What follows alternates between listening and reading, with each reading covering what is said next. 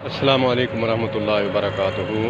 ایک شعر ہے جو میں سنانا چاہوں گا، وہ انسانیت کی خیر خواہی کے لیے ہے۔ درد دل کے واسطے پیدا کیا انسان کو،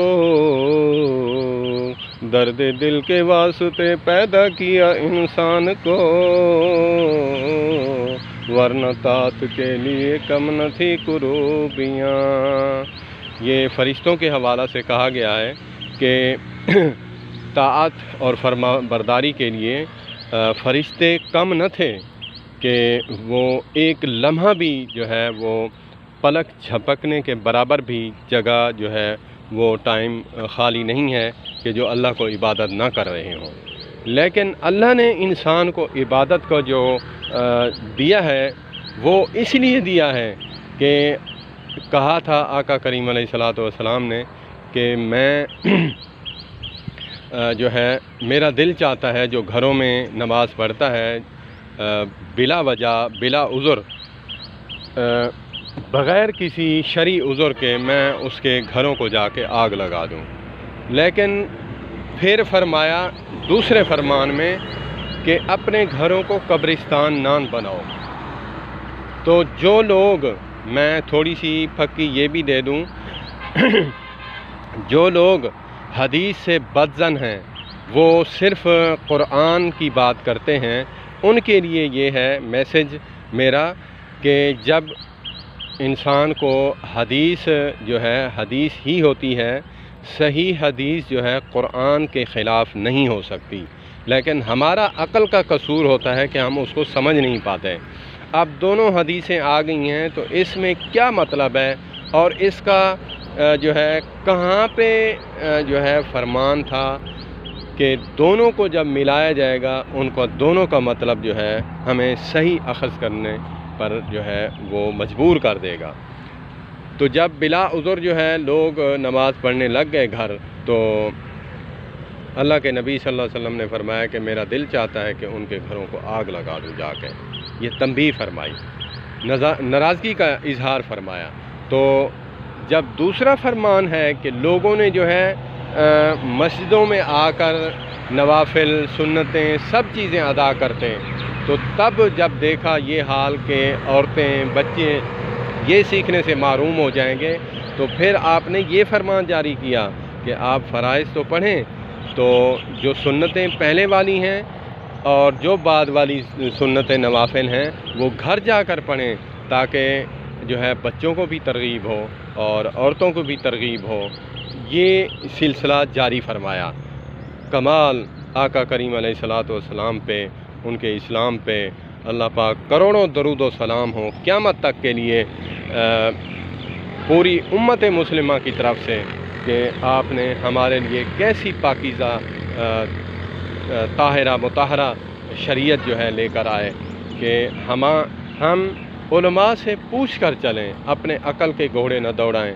تو اسی لیے انسانیت کو جوڑا کہ جب ہم نماز جو ہے سجدہ جو ہے انسان گھر بھی کر سکتا ہے، لیکن اس میں جماعت کے ساتھ پڑھنے کا جو بینیفٹ ہے وہ 27 گنا ملتا ہے۔ وہ کس لیے ملتا ہے؟ نماز کا اصل مقصود جو ہے وہ یہی ہے کہ جب ہم نماز با جماعت پڑھیں گے، اجتماعیت پہ اللہ کا ہاتھ ہوتا ہے۔ اجتماعیت جو ہے وہ مل کر بیٹھنے کا نام اجتماعیت ہے۔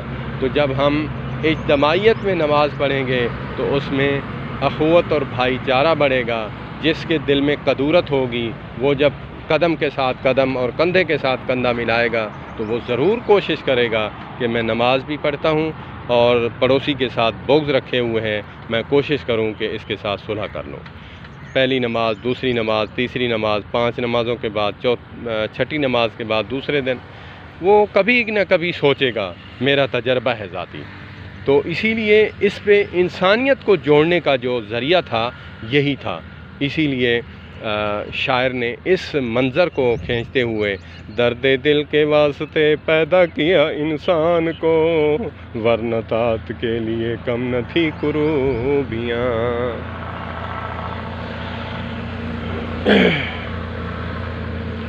درد دل کے واسطے پیدا کیا انسان کو، ورنہ دانت کے لیے کم نہ تھی کروبیاں۔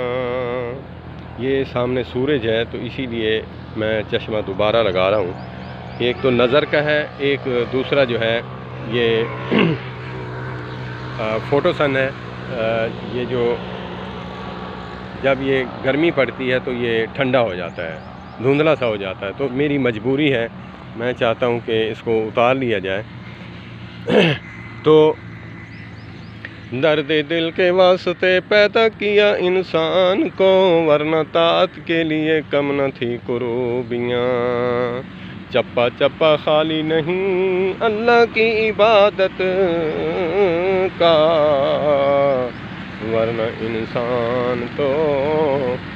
انسان بھی پیدا کیے گئے اس لیے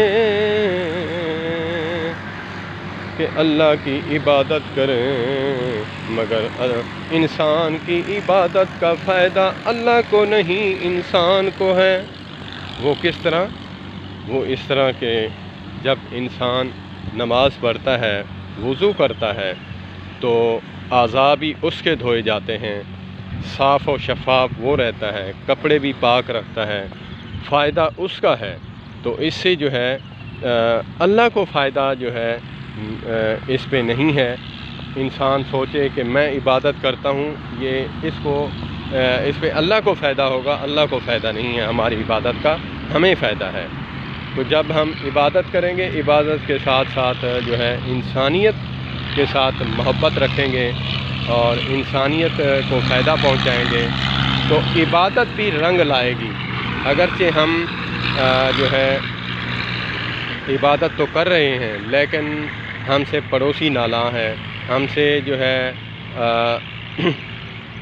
ہمارے بھائی ناراض ہیں، جو بھی ہے ہمارے، حتیٰ کہ ہماری بیوی بھی ہم سے نالاں ہے، تو ہماری اس عبادت کا جو ہے وہ بینیفٹ ہمیں نہیں ملنے والا جو ملنا چاہیے تھا۔